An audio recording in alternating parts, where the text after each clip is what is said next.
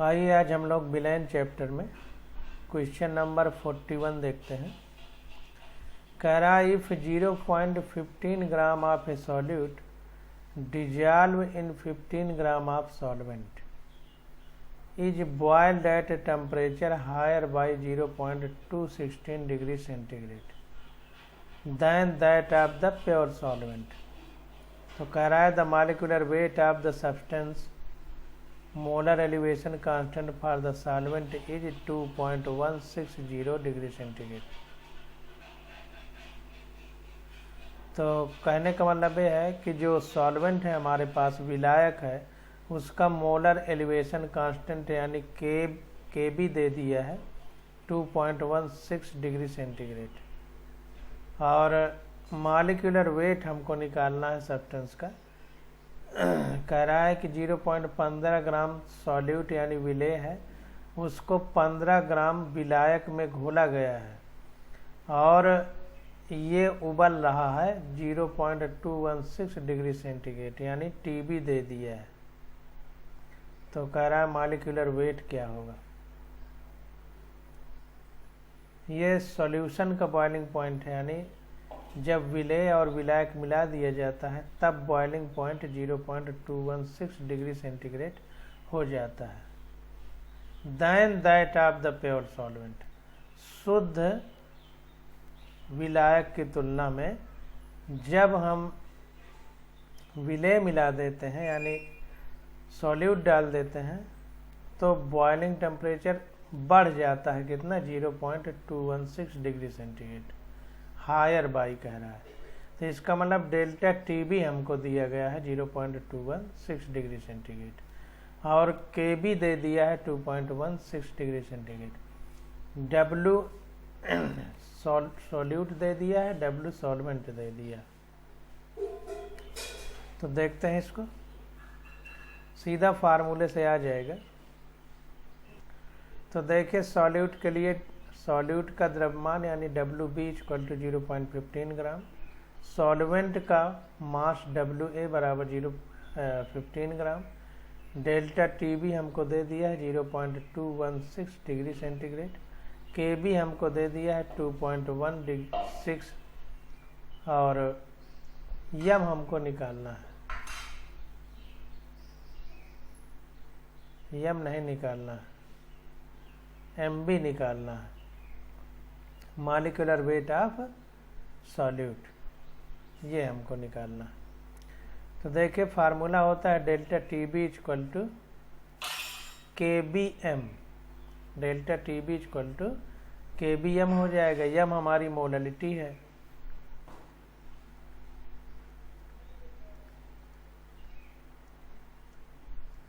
M हमारी molality है तो K B into 1000 W B upon M B into weight of solvent या W A, delta T B हो जाएगा। तो डब्ल्यू नहीं एम बी हमको निकालना है तो एम बी इधर आ जाएगा तो ये हो जाएगा K B into W B into 1000 upon W A into delta T B ये हो जाएगा। तो एम बी हमारा हो जाएगा, के बी हमको दिया है 2.16, डब्ल्यू बी हमको दिया है 0.15 ग्राम, तो 0.15 ग्राम 1000 का गुणा कर दिया अपान डब्ल्यू ए हमको दिया है 15 ग्राम, 15 रख दिया। डेल्टा टी बी हमको दिया है 0.216 डिग्री सेंटीग्रेड, 0.216 डिग्री सेंटीग्रेड ये वैल्यू रख दिया। तो एम बी आ गया हमारा 100 डिग्री, 100 ग्राम, 100 आ जाएगा मतलब जो भी मॉलिक्यूलर वेट होगा सॉल्वेंट का, सॉल्वेंट का नहीं सॉल्यूट का, डब्ल्यू बी है, एम बी सॉल्यूट का होगा। तो ये हमारा निकल आएगा। तो 41 का बी आंसर सही हो जाएगा। अब 42 नंबर क्वेश्चन देखते हैं।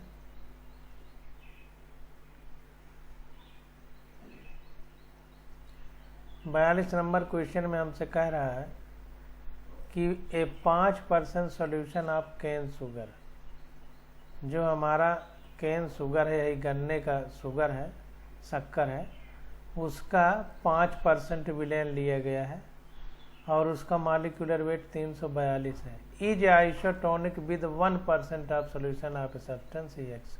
अब देखिए फिर आइसोटोनिक आ गया। आइसोटोनिक का मतलब शुगर केन के सॉल्यूशन के साथ ये जो लिया जा रहा है 1% सॉल्यूशन, ये सेम कंसंट्रेशन में है। आइसोटोनिक का मतलब दोनों की कंसंट्रेशन एक ही है।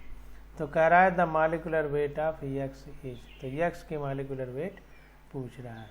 तो इसके पीछे हम लोग यही क्वेश्चन कर चुके हैं, अब दोबारा वही क्वेश्चन आ गया है, तो इसको देखते हैं।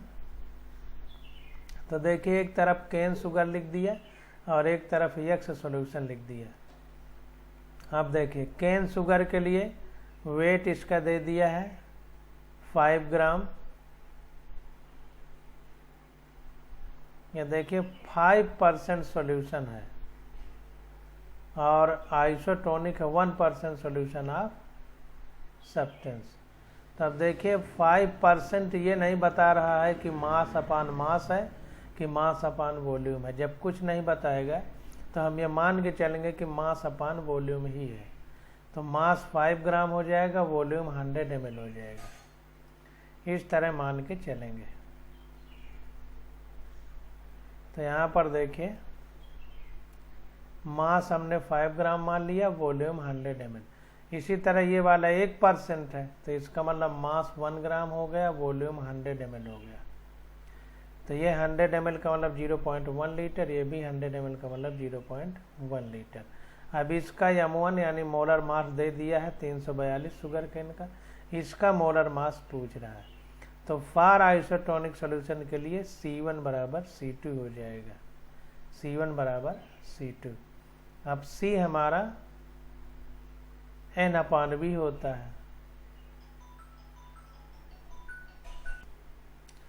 तो फार्मूला देखिए, फार्मूला होता था हमारा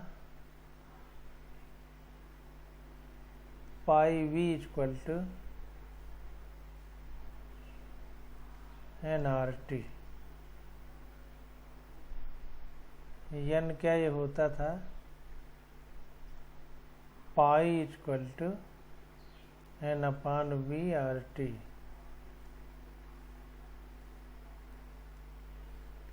तो पाई = CRT हो जाता था, CRT लिखते थे। तो ये C हमारा n/V है, तो वैसा ही लिख दीजिए। तो ये यहाँ पर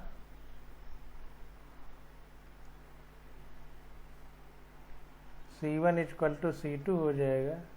तो N1/V1 = N2/V2। तो ये मोल हो जाएंगे। तो मोल बराबर N = W/M होता है। तो W1/M1V1 बराबर W2/M2V2, वही चीज लिखा गया। तो W1/M1V1 बराबर W2/M2V2। तो ये W1 हमारा 5 ग्राम है अपान M1 हमारा 342 है और V1 हमारा 0.1 है, = W2 1 ग्राम है, M2 निकालना है, V2 0.1 है। 0.1 से 0.1 कट जाएगा, तो M2 342/5 हो जाएगा। तो यह आ जाएगा 68.4।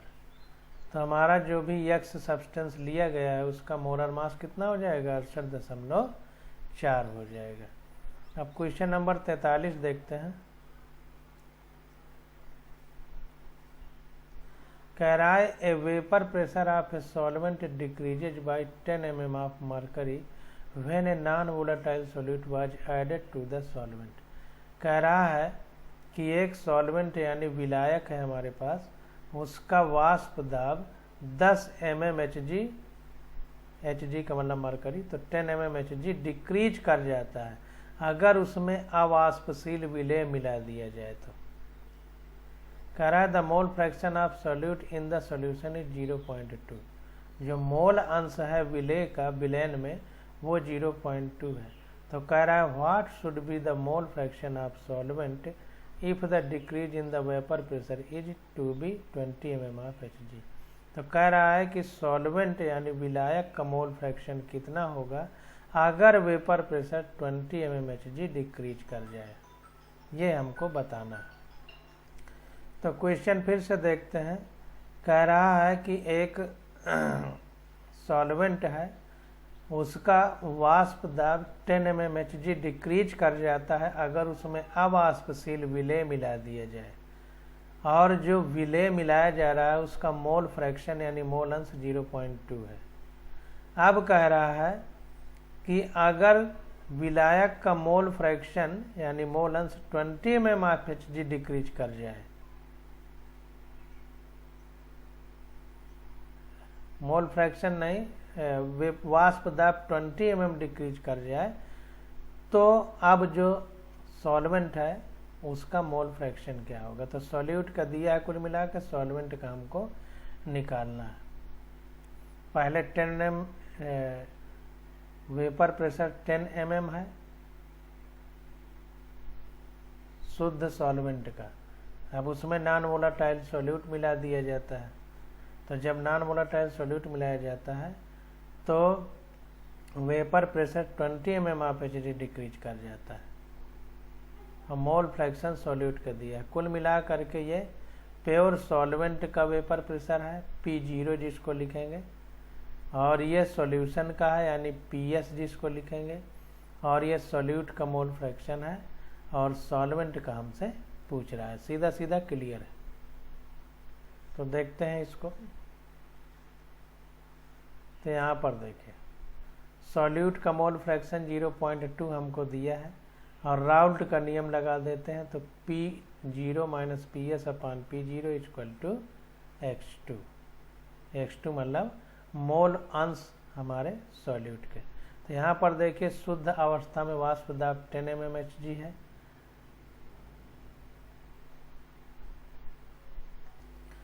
यहाँ पर देखिए क्वेश्चन में कह रहा है the vapour pressure of a solvent decreases by 10 mm of mercury, decrease कर रहा है when a non volatile solute was added to the solvent.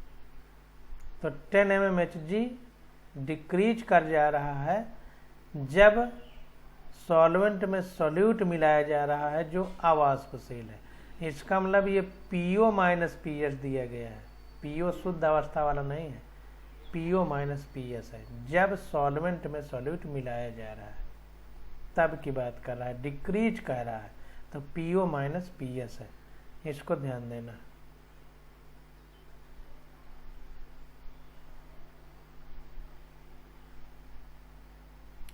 तो यहाँ पर देखिए PO माइनस PS हमारा 10 mm Hg है अपान PO, और सॉल्यूट का मोल फ्रैक्शन 0.2 हमको दिया है। तो ये हमारा शुद्ध अवस्था में विलायक का वाष्प दाब निकल के आ गया 50 mm Hg, 50 mm Hg आ गया। अब अगेन देखिए, अब फिर से हमसे कह रहा है कि अगर यही 10 mm Hg 20 mm Hg हो जाए तो सॉल्वेंट का मोल फ्रैक्शन क्या होगा। तो PO minus PS equal to 20 mm Hg कर दिया गया। देन फिर वही फार्मूला लगाएंगे, तो PO minus PS upon PO equal to mole fraction of solute.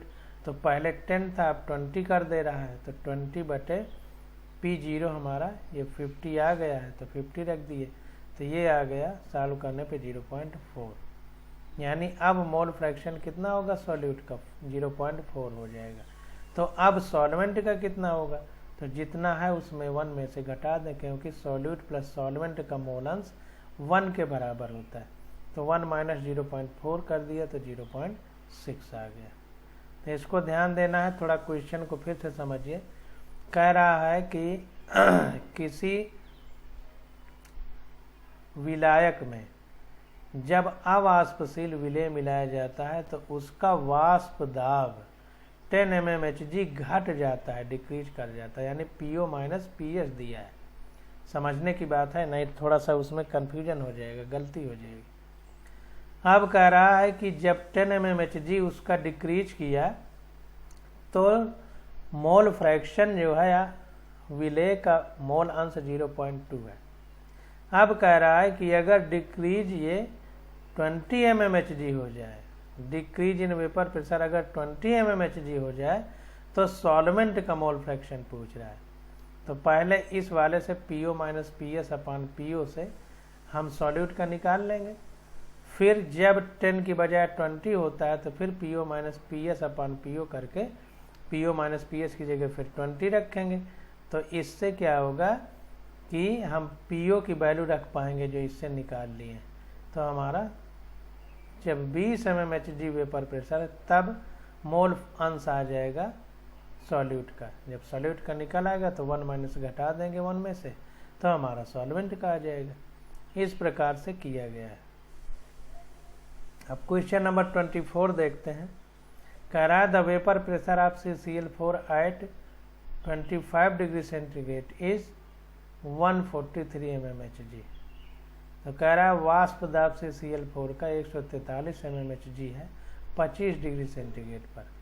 अब कह रहा है कि if 0.5 gram of A non volatile solute is dissolve in 100 gram CCl4। अब कह रहा है कि 0.5 ग्राम अवाष्पशील विलेय मिला दिया गया है 100 ग्राम CCl4 में, और जो वाष्पशील विलेय मिलाया गया है उसका मास कितना है, मोलर मास 65 है। तो कह रहा है the vapour pressure of the solution will be.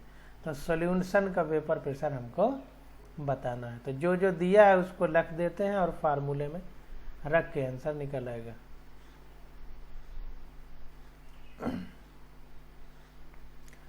तो यहाँ पर देखें vapour pressure of pure solvent P0A हमको दे दिया है 143 mmHg, और वेट दे दिया है सॉल्यूट का W भी हमको 0.5 ग्राम, और वेट सॉल्वेंट का दे दिया है WA इक्वल टू 100 ग्राम।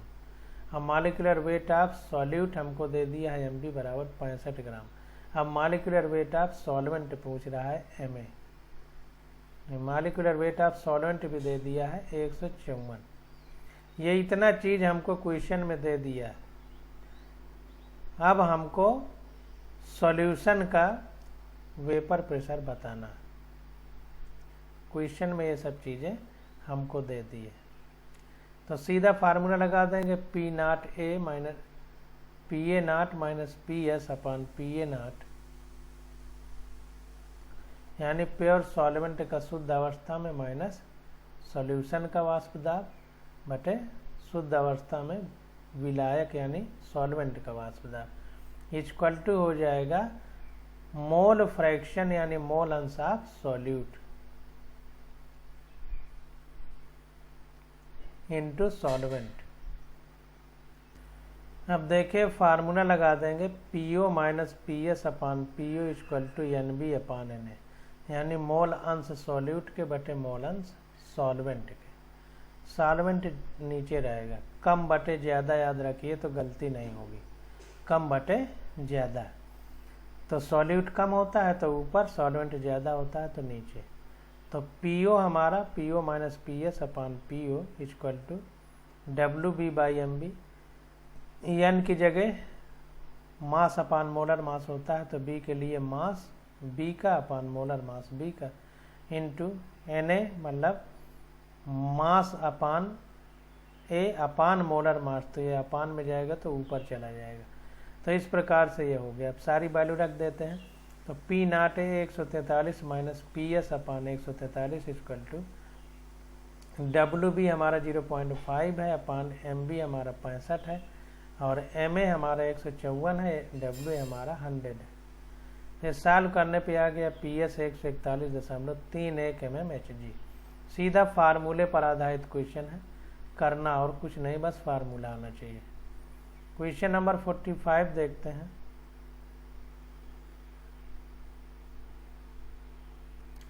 तो देखिए क्वेश्चन नंबर 45 में हमसे कह रहा है कि the relationship between osmotic pressure at 273 kelvin when 10 gram glucose P1, 10 gram urea P2 and 10 gram sucrose P3 are dissolve in 250 ml of water is.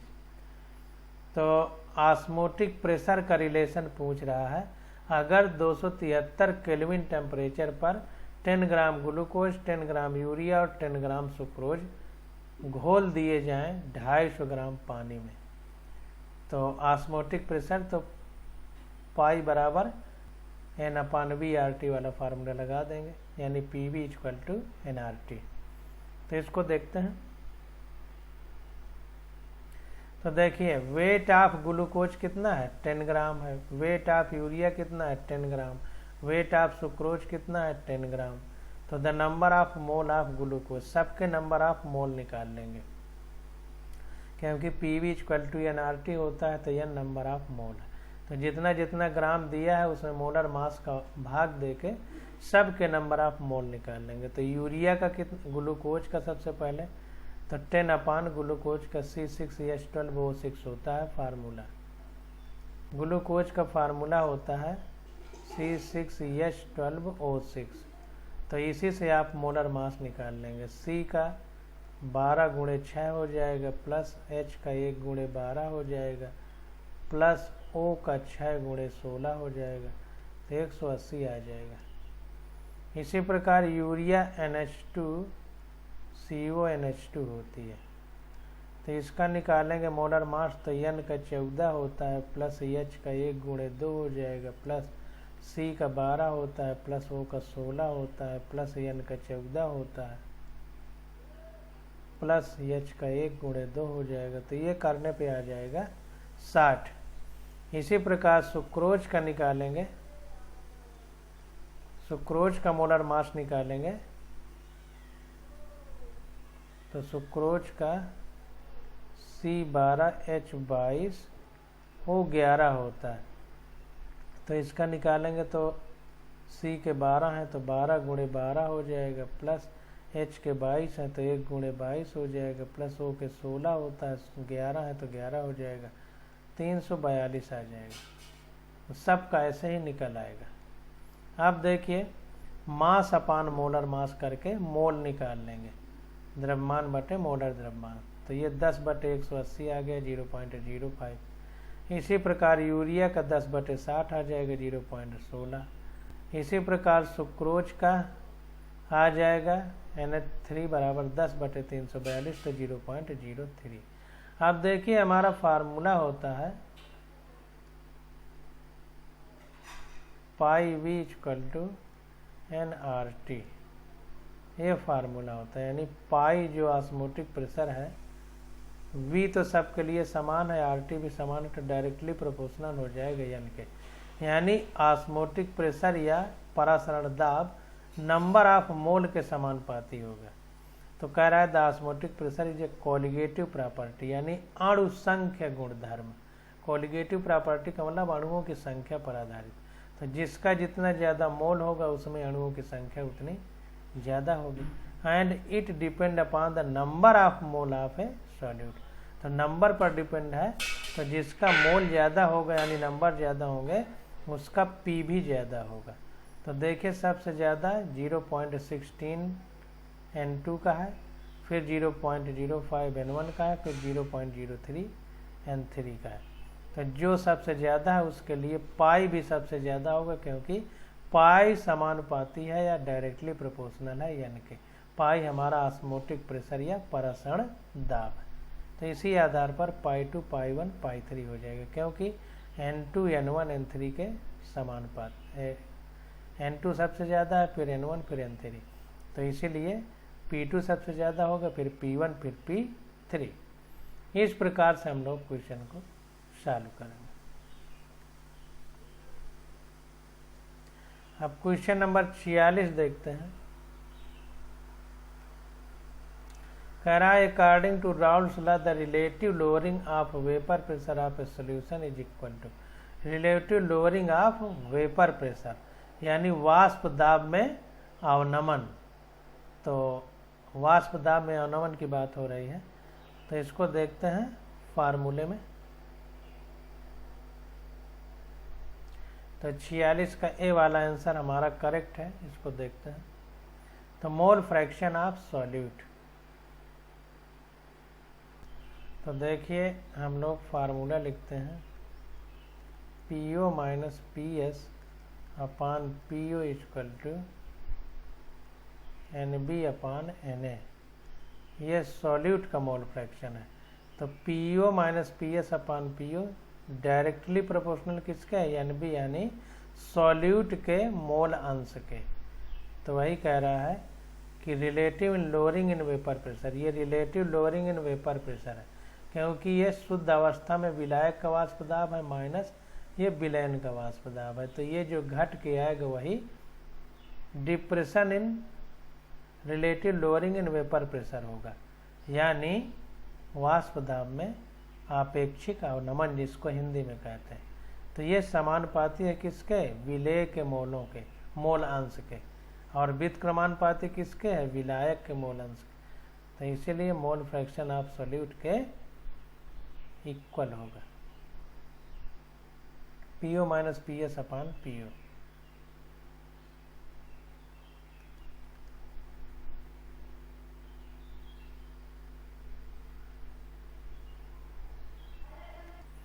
अब यहाँ पर देखिए NCERT में वाष्प दाब का अपेक्षिक अवनमन।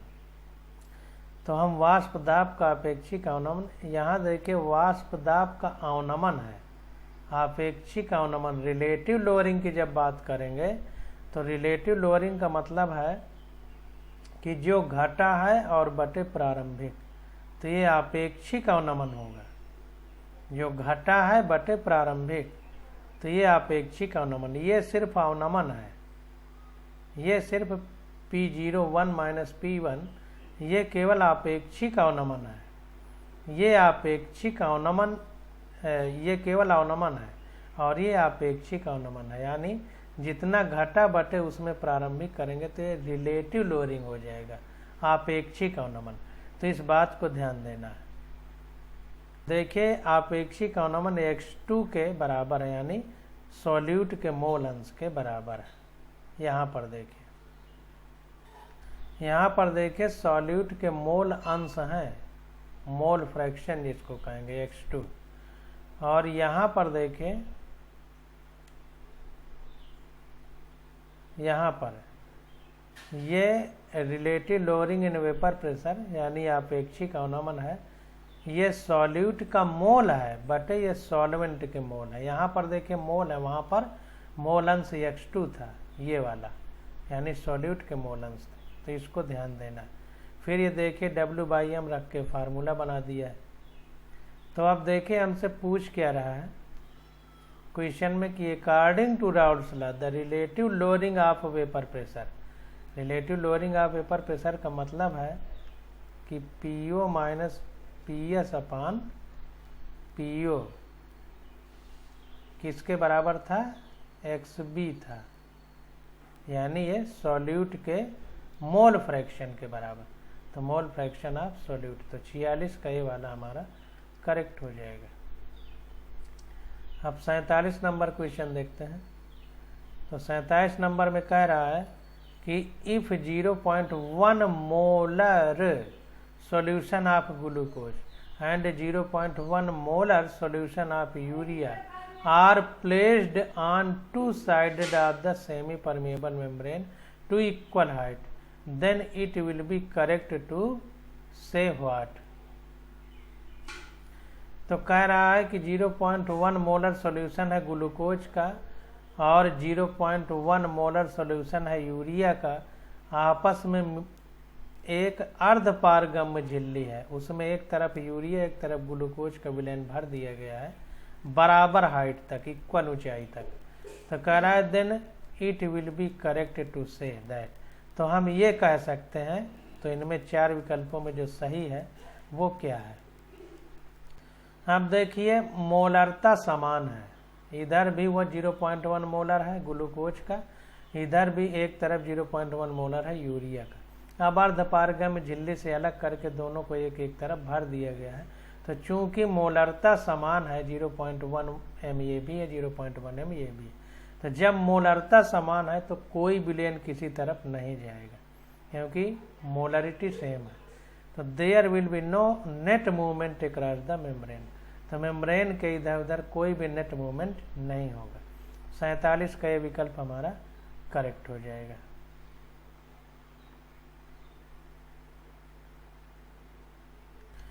तो देखिए लिखा है there is no net movement of the solvent through the semi permeable membrane between two solution of equal concentration.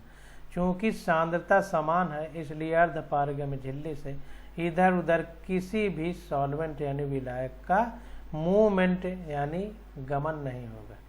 तो 47 का ये विकल्प हमारा करेक्ट हो जाएगा। अब 48 नंबर क्वेश्चन देखते हैं। कह रहा है which one is a colligative property, इनमें से कौन सा अणुसंख्य गुणधर्म है। तो हमने क्या पढ़ा था, ऑस्मोटिक प्रेशर पढ़ा था, डिप्रेशन इन फ्रीजिंग पॉइंट पढ़ा था, हिमांक में अवनमन। फ्रीजिंग पॉइंट कोलिगेटिव प्रॉपर्टी नहीं है, डिप्रेशन इन फ्रीजिंग पॉइंट यानी हिमांक में अवनमन हमारी कोलिगेटिव प्रॉपर्टी है। बॉइलिंग पॉइंट हमारा कोलिगेटिव प्रॉपर्टी नहीं है। एलिवेशन इन बॉइलिंग पॉइंट यानी वाष्प क्वथनांक में उन्नयन हमारा कोलिगेटिव प्रॉपर्टी। वेपर प्रेशर भी नहीं है, तो कौन सा है, ऑस्मोटिक प्रेशर है। तो 48 का सी वाला करेक्ट हो जाएगा।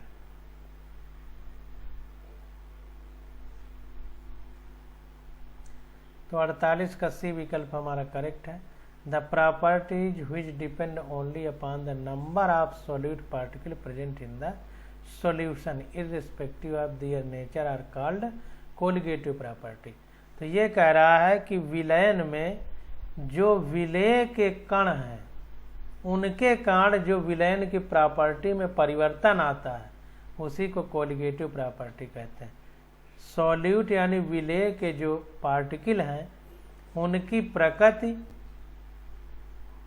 पर यह बात निर्भर नहीं करती, केवल अणुओं की संख्या पर निर्भर करती है। विलेय के ध्यान दीजिए, सॉल्यूट के नंबर ऑफ पार्टिकल पर जो डिपेंड करे, सॉल्वेंट के नहीं, केवल सॉल्यूट के। तो लोअरिंग इन वेपर प्रेशर यानी वाष्प दाब में अवनमन, एलिवेशन इन बॉइलिंग पॉइंट यानी क्वथनांक में उन्नयन, डिप्रेशन इन फ्रीजिंग पॉइंट यानी हिमांक में अवनमन यानी और ऑस्मोटिक प्रेशर, ये सब कोलिगेटिव यानी अणुसंख्य गुणधर्म है। तो 48 का सी विकल्प हमारा करेक्ट हो जाएगा। अब 49 नंबर क्वेश्चन देखते हैं। कह रहा है blood cell retain their normal shape in solution which are. तो कह रहा है कि अगर हम ब्लड सेल यानी जिसको आरबीसी कहते हैं, रेड ब्लड कार्ब सेल अंग्रेजी में बोलते हैं, तो जो ब्लड कोशिका है हमारी खून वाली, उस कोशिका को अगर हम किस विलयन में कह रहा है रख दें कि वो जो है अपना नॉर्मल शेप ग्रहण कर ले, तो इसका मतलब सिकुड़ी हुई अवस्था में हम रखेंगे, तभी तो नॉर्मल की बात कर रहे हैं। तो जब सिकुड़ी हुई अवस्था में रखेंगे तो इसका मतलब कि सॉल्वेंट यानी विलायक के पार्टिकल उसके अंदर जाना चाहिए। तो अंदर कब जाते थे, जब अंदर कंसंट्रेशन ज़्यादा होता था, बाहर कम होता था। तो कम कंसंट्रेशन से, विलयन के कम कंसंट्रेशन से ज़्यादा कंसंट्रेशन की ओर विलायक यानी सॉल्वेंट के पार्टिकल जाते थे। तो इसका मतलब हाइपोटोनिक में जब रख देंगे तो नॉर्मल शेप ग्रहण कर लेगी ब्लड सेल। तो जब हाइपोटोनिक में हम रखेंगे तो ब्लड सेल के अंदर ज़्यादा सांद्रता है, बाहर कम सांद्रता है, तो बाहर का विलायक इसके अंदर आने लगेगा। अंदर तो आने लगेगा लेकिन आता ही रहेगा, क्योंकि ये हाइपोटोनिक है। तो आते आते एक समय फट जाएगी, सेल फट जाएगी, इतना अंदर आता रहेगा तो नुकसान हो जाएगा। तो इसलिए हम लोग किस में रखेंगे, आइसोटोनिक में, मतलब समान सांद्रता में। जितना खून की सांद्रता है उसी सांद्रता के बराबर सांद्रता में उस खून की कोशिका को जब रखेंगे तो वो फटेगी भी नहीं और अपना शेप भी नॉर्मल बनाए रखेगी। तो ध्यान दीजिए, अगर हाइपोटोनिक में रख देंगे तो फट जाएगी। तो आइसोटोनिक यानी समान सांद्रता वाले विलयन में रखेंगे जिसमें बाहर उतनी सांद्रता हो जितनी खून में हो। तो अगर हम हाइपोटोनिक में रखेंगे तो फूल करके फट जाएगी, लेकिन जब आइसोटोनिक में रखेंगे तो उतना ही फूलेगी। जब समान सांद्रता है तो फूल करके फटेगी नहीं। तो 49 का बी विकल्प हमारा करेक्ट हो जाएगा। फूलेगी इसमें भी लेकिन फट जाएगी, तो बी ज़्यादा करेक्ट है। नॉर्मल शेप में रखना है, फटने नहीं देना है, तो बी करेक्ट होगा। तो 49 नंबर का देखते हैं।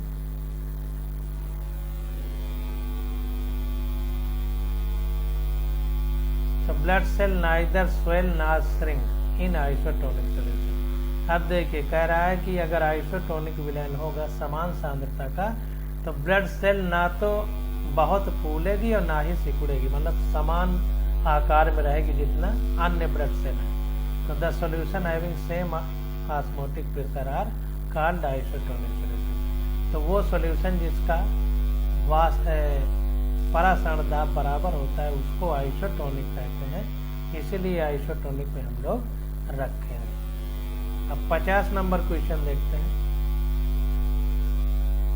कह रहा है the relative lowering of vapour pressure is equal to the ratio between the number of, फिर वही आ गया relative lowering of vapour pressure, यानी वाष्प दाब में अपेक्षित अनुमान। तो क्या था, solute molecule to the solvent molecule. तो देखिए क्या होता था, PO minus PS, PO minus PS upon PO, यही relative lowering in vapour pressure था। तो ये मोल फ्रैक्शन ऑफ सॉल्यूट, तो solute molecule to the total molecule in the solvent, to the total molecule in the solvent. तो ये B विकल्प हमारा correct होगा। इसको थोड़ा देखते हैं। तो यहाँ पर देखिए एनसीईआरटी में लिखा है P10 minus P1 upon P10, यानी ये relative lowering in vapour pressure है, पूरा वाष्प दाब में अपेक्षिक अनुमान बराबर सॉल्यूट के मोल, यानी विलेय के मोल बटे शुद्ध अवस्था में विलयन के मोल। ये विलयन नहीं, विलायक, विलायक के मोल। ये फार्मूला तब है जब N1 बहुत ज्यादा हो N2 से, तो डायरेक्ट लिख दिया। वैसे असली फार्मूला हमारा ये है। तो देखिए relative lowering vapour pressure equal to विलेय के मोल बटे टोटल मोल। तो विलेय के मोल N2 बटे टोटल मोल में विलेय और विलायक दोनों आ जाएगा, यानी सोल्यूट और सॉल्वेंट दोनों आ जाएगा। इसलिए यहाँ पर देखिए लिखा गया है कि the relative lowering of vapour pressure is equal to the ratio between the number of solute molecule to the total number of the solution, यानी PO minus PS upon PO equal to N2 बटे N1 plus N2, ये solute बटे total हो जाएगा। तो 50 का B विकल्प हमारा करेक्ट हो जाएगा।